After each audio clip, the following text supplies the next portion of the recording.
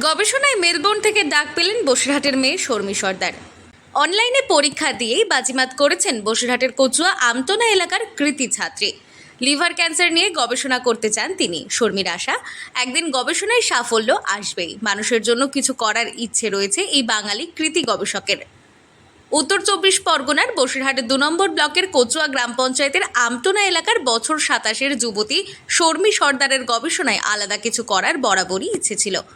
এর মধ্যে ইসরায়েলের হিব্রু ইউনিভার্সিটি থেকে নতুন কিছু করার দিশা দিয়েছেন। বিশ্বের নামী প্রতিষ্ঠান মেলবোর্ন বিশ্ববিদ্যালয়ে গবেষণা করা দীর্ঘদিনের আশা তার। সেই মতো অনলাইনে পরীক্ষাও দেন তিনি। তাতে সাড়া মিলেছে। ডাক এসেছে সাগর পাড় থেকে। অস্ট্রেলিয়া ইউনিভার্সিটি অফ মেলবোর্নে পেয়েছি, যেটা আমার কাছেও একটা স্বপ্নের মতো লাগছে। এখনো পর্যন্ত বিশ্বাস করতে পারছি না, যেটা পৃথিবীর টপ ইউনিভার্সিটির 10-এর মধ্যে 1 নম্বরে আছে। তো আমি বলতে চাই যে আমি অফার লেটারটা পেয়েছি জুনের 12 তারিখে। আর ওয়েট করছিলাম স্কলারশিপের জন্য, গভর্নমেন্ট স্কলারশিপ অস্ট্রেলিয়ান। তো ওটা আমি পেয়েছি 15ই জুলাই।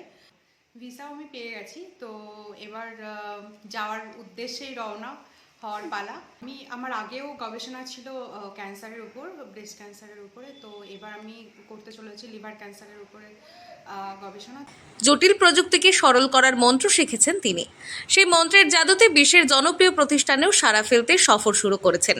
মূলত লিভার ক্যান্সারের মতো জটিল প্রযুক্তিকে সরল করে মানুষের কাজে লাগানোর জন্য এগিয়ে যেতে চান তিনি।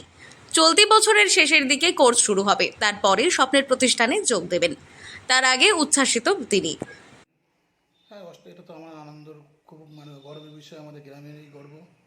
একটা নিম্ন এই গ্রাম থেকে উঠে আসা মেয়ে আজকে অস্ট্রেলিয়া পাড়ি দিচ্ছে। এটা হলো আমাদের গর্ব বা আমার গর্ব, আমাদের গ্রামের সবারই গর্ব। আশা তো অনেক কিছু আছে, এখন সেটা হলো মেয়ে কতটা ওখানে ফর্ম করবে, সেটাই হলো আমাদের বিষয়। হ্যাঁ, আমি চাই মেয়ে ওখান থেকে গবেষণা করে ফিরে দেশের জন্য, জানি ও লিভার ক্যান্সার নিয়েই পিএইচডি করছে।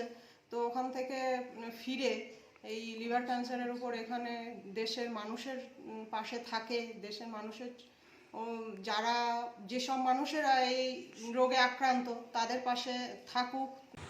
শর্মীর গবেষণার সম্পূর্ণ খরচ বহন করতে চায় মেলবোর্ন বিশ্ববিদ্যালয়। কৃতির সাফল্যের একাধিক নজির রয়েছে। তার সম্মানের মুকুটে যুক্ত হলো আরও একটি পালক। গবেষণার মাধ্যমে কিভাবে এদেশের কল্যাণে কাজে লাগানো যায় সেটাই পাখির চোখ করেছেন তিনি।